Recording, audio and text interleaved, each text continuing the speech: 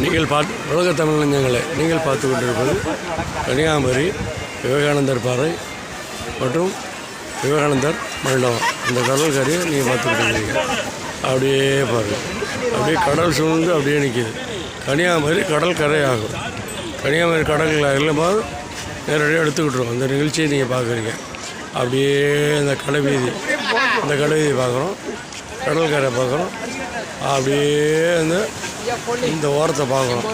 அப்படியே பார்த்து அப்படியே இந்த நிகழ்ச்சி அப்படி கொண்டு வர்றோம். வந்து அப்படியே திருப்பி பார்க்குறோம். இங்கே பார்க்குறோம், கன்னியாகுமரி அம்மன் கோயிலில் பார்க்குறோம். பார்த்துட்டு அப்படியே திருப்பி எடுத்துகிட்டு வரோம். அப்படியே பார்த்தீங்கன்னா இந்த காந்தி மண்டபம் தெரியுது. காந்தி மண்டபம், காமராஜர் மண்டபம்.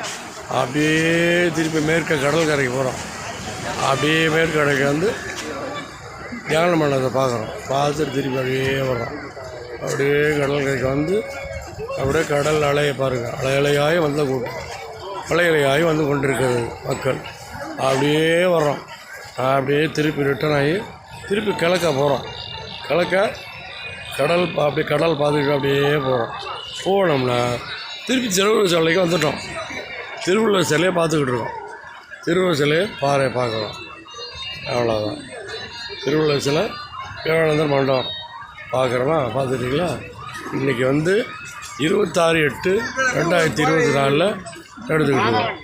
26/8/2020 அப்படியே முடித்தோம். உலக தமிழ் நெஞ்சங்களை அனைவருக்கும் வணக்கம்.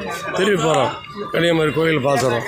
அப்படியே முடிச்சு திருப்பி திருவள்ளுவர் சிலையை பார்க்குறோம். வான்புகழ் கொண்ட வள்ளுவன். அவ்வளோதான். வான்புகழ் கொண்டவனுக்கு சிலை அப்படி பார்த்தாரு. வணக்கம், வாழ்த்துக்கள்.